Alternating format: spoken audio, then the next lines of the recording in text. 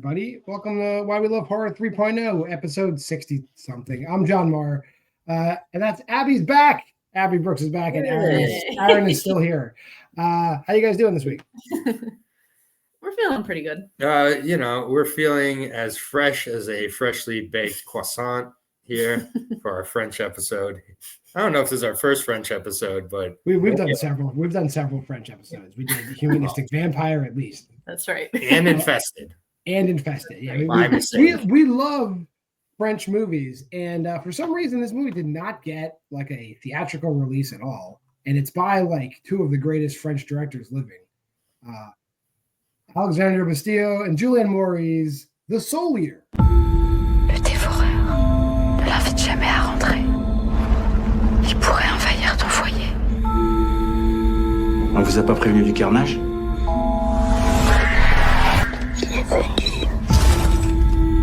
Le mangeur d'âme. Tous ces enfants se sont volatilisés dans des villes voisines. Ils ont disparu quand? 6 mois. Ils se sont clairement jetés l'un sur l'autre.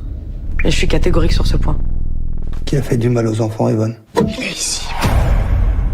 Si le mangeur d'âme existait vraiment. Je suis persuadée qu'il y avait quelqu'un d'autre présent au moment des faits. Arrête-toi! Tous ces morts là, on n'est pas dans une légende. Les probabilités de retrouver un mineur après 48 heures sont quasi nulles. Mais on a tous besoin de comprendre. Evan n'est plus à l'hôpital. Il a disparu. Si tu entends le murmure de sa forêt, il est là pour manger ton âme.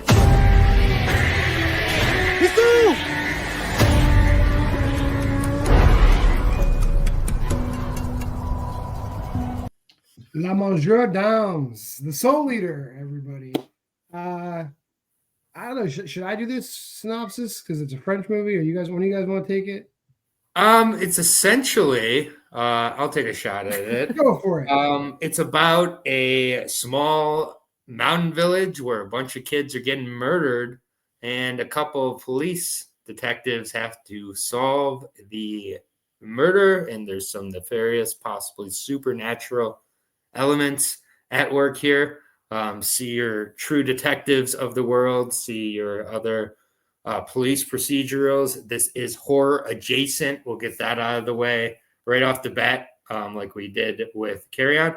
Movies that are horror adjacent are allowed to be talked about on Why We Love Horror. So yeah, we'll just say that. I'm gonna just course correct that. I think this is a horror movie. I think this is if Helter Skelter and Angel Dust and Cure are horror movies. If The Silence of the Lambs is a horror movie, this is definitely a horror movie. Yeah, it's just leaning more on the crime. Yeah, it's a true crime procedural horror movie. Not true crime procedural horror movie. But yeah, it hits all the boxes, and it's definitely if you liked Inside and Among the Living and La Vide, it's there. Like all your familiar beats are here.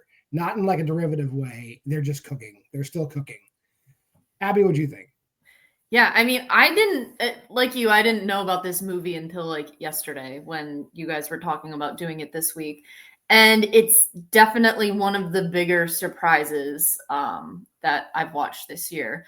I do agree that I think it's horror. Like it is primarily like the crime. And I thought it reminded me a lot of like the most recent season of True Detective, where there's mysterious murders going on, but then there's also potentially a supernatural element to it, which I really liked. I really enjoyed that. It's never boring. It's a little bit of a slow burn, but then it also has like just a little bit of like that French brutality and like violence mixed in with it as well, which I think worked really well for this movie. I'd say like the brutality is, and like I guess this isn't really a spoiler, but I'll toss some spoilers in case I say something spoilery. So stop watching if you haven't seen this. There's like a bunch of people who are like killing themselves. Like there's children missing. So the guy Frank is investigating the missing children's cases, but there's also gruesome murders, and that's what what's her name? Elizabeth, the chief of police in the town, is investigating, and their investigations coincide because they're all tied together. The murders are gruesome, and then the more they investigate the murders, the more gruesome you realize the murders are, because they're like psycho, hyper violent sexual murders. Mm-hmm. Yeah, this movie like really does have that French kind of mean streak throughout it. And when I was saying horror adjacent at the beginning, I do completely agree. It is horror. I just think that I just wanted to more set the expectations, because I think some people might get frustrated going into this expecting, it to be really lean more into the horror, and it does, but it's a crime noir at the heart of it. And for me, I love slow building crime procedurals. I love when they go off the rails, but this wasn't Italian, so that's okay. Like, I also like when it kind of has that mean streak. I've said to both of you already, the last movie that I felt like was as mean as this movie was When Evil Lurks. And again, there's no safe group or types of people in this movie, and I also feel like it's very purposely done. And I mean, as we approach to the ending, like, it completely justifies, I think, a rewatch. It'd be really interesting to rewatch it with the context of how everybody's viewed by the end of it and everything like that. But yeah, like, to me, it took like about 5 to 7 minutes for me to be fully like engaged in this movie, and it never lets you up from that, even though there's plenty of times in the movie, quote unquote, not a lot is happening. It's also a really dark movie, like literally dark, but you can see things in the movie, which is something that often I think is screwed up. These two directors, they just know what they're doing. Like, at worst, they're going to make Leatherface, which is like a 2.5, 3-star movie, but still, like, it's about as good as that could have been. And then none of their movies are going to be bad. And this is just like a movie that I didn't know about until I saw, I believe, a review from, I think his name is The Film Nerd. I'll get the name for sure, but he has like a couple hundred views of video. He's great. Long white haired guy with glasses. I saw his review of it, and then that's when I brought it up, because I also didn't know what was going on with it. So I'm not sure who released this or why. Can't seem to get their footing at this point. They've made 7 great movies, or good movies at least. Even their movies you've never heard of, like even like Candicia and Among the Living, are like, they're great movies. And Candicia, which I talked about for the challenge a while ago, a Shudder exclusive, that is one of the best Shudder movies I've ever seen. And for some reason, with its badass cover, and it's like very watchable, like half Candyman, half it follows like in like half its own thing, like hasn't found its footing, a Moroccan folktale. I guess we have too many of those. But back onto this movie, there are a lot of police procedurals and crime noirs, but I would think, particularly after the success of Longlegs, this is going to scratch that itch for people, and you don't even know it's there. Well, I was surprised because I looked on Letterboxd at this movie, and I think it premiered at like Fantastic Fest or one of those festivals. And there were actually a lot of negative reviews, like a lot of, I think it was French language speaking people that really like were negatively reviewing this movie. So I don't know if that kind of affected it. I mean, I don't agree with the reviews because I really liked this movie. I'm not sure what they saw that. Yeah, look how fast the Nazis took over that country. Fuck those people. They don't know what they're talking about. Yeah, so they're wrong. All the people this movie was made for, they're wrong. It was made for us, and we love it. Yes. They're still mad about Leatherface, I guess. Yeah, so going into the movie, though, I think, touching more on what Aaron said, like a lot of this, there is a lot of brutality, and like not that it's derivative of When Evil Lurks, but there's the one scene where they find the guy who like literally leans in to like the bandsaw, and it's like embedded in his head. That's just, and it's still a fresh kill because there's still blood dripping from the dude. So like, and that's just like not even like the craziest shit they find. Bustillo and Maury know how to do that stuff. They know how to do like that, like really just visceral, just like brutal shit.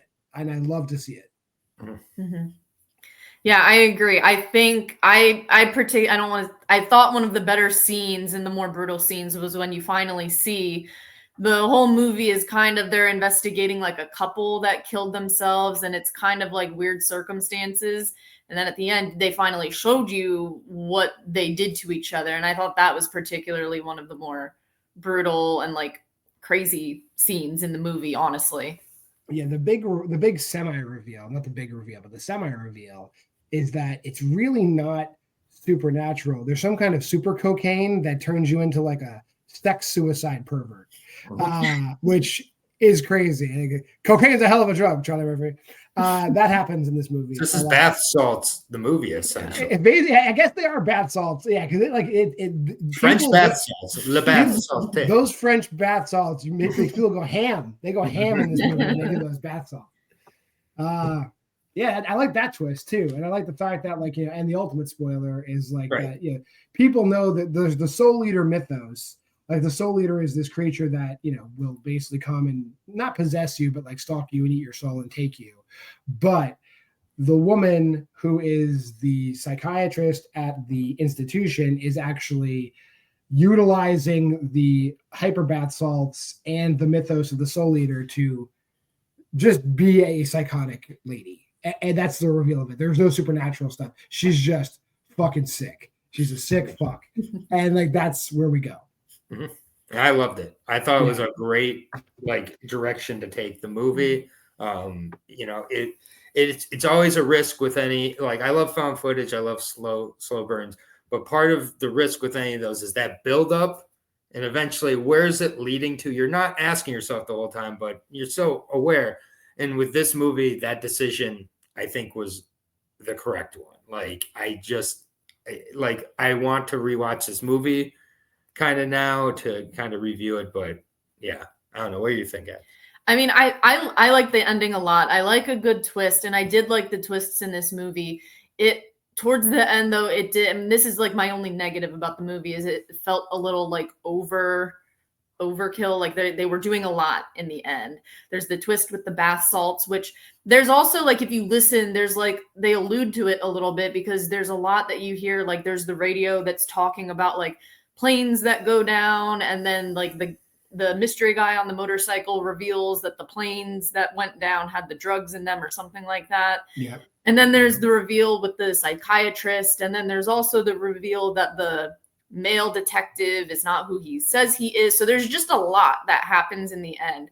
I liked it all. It just kind of felt like there's a lot going on here. They tie up all the loose ends real quick. Yeah. It's not even quick and dirty. It's quick and clean, but it's real quick. I love how they, especially with was it Frank? Is it Frank? How you say his name? Frank is who we're introduced to him as Frank, but he's not Frank. Yeah, and he's just like, I'm a ghost, and just walks off into the darkness to end the movie. I loved it. He goes to walk the earth like Cain. I was like, okay, fuck. Like, let's go. He's a ghost. Hell sure. Yeah. Anything else we missed in this movie? It's a recommend, obviously, for all of us. But anything else? Yeah, no, it's I recommend.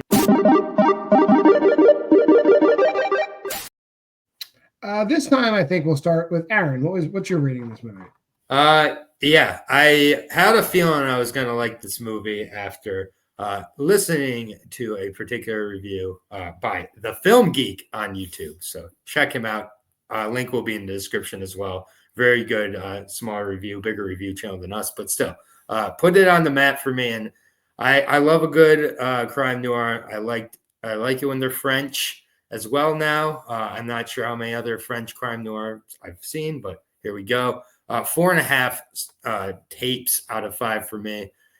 This one's nearly on the long legs level for me. It just doesn't, quite have one or two things that I'd prefer, a few nitpicks here or there, but I'm not going to focus on those here. Go to Abby next. Yeah, I mean, I agree. This was a really surprising movie. I love being surprised. Again, there's just like a little nitpicks, especially like I like the ending, but just there was a lot going on. So I couldn't quite get it to 4.5 for me, but I still gave it a 4. And I also gave it a 4. I love these guys. I'm a huge fan of Inside, so it's kind of like heroin to me. I'm still chasing the dragon with Inside. I'm waiting for the second Inside to come. But 4 is strong. With the way movies have been going this year, 4 is still strong for 2024, I feel. And that's that. So also, we're still doing, we're wrapping up the Why We Love Horror Challenge for 2024. So let's talk about our 2024 challenge first.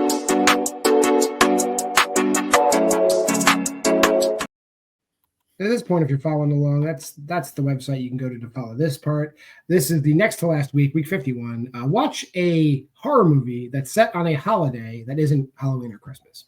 So I know Aaron and I watched the same movie, so we'll talk about it. I think Aaron liked it more than I did. I found it like I've been watching a lot of early 80s, like, just rapidly produced slasher films recently.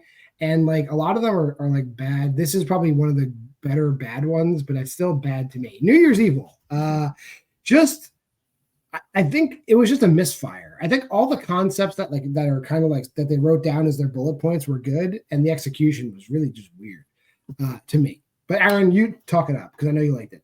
Yeah, no, I had a great time with this. A nice Saturday morning watch with my brother right after Thanksgiving. I thought this was way better than it had any business being. I thought it was a great time. The use of time zones for the twist was fantastic, including forgetting about Hawaii, which I forgot about, and it counted on the audience forgetting about. So that's used in the movie. The twist, no, this is not the best movie, but it is just too much fun for me not to, I had twice as good of a time as you almost with this movie. Yes, you did. And Abby, what'd you watch for this week? I watched nothing. I need to catch up. I'm a couple weeks behind. I will catch up. So just follow me on Letterboxd. You can see what I'm watching. Abby's going to be watching the Easter Bunny Massacre, just like I did on Versus, and she's going to love it. That being said, that is going to do it this week.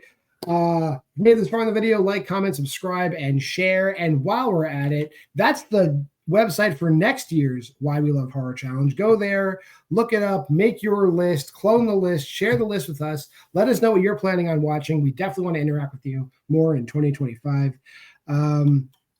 Monday, we got Versus. Thursday, you're watching it. Friday, Why We Love Horror Trivia. Abby will be there tomorrow, playing in the 4-way number 1 contenders match. And then we're also dropping a whole bunch of other special editions, and we started Why We Love Horror Television, which probably dropped yesterday. Yeah, and you're going to see more and more types of content coming out. So stick with us. We're going to do it. We're going to get there. This has been Why We Love Horror.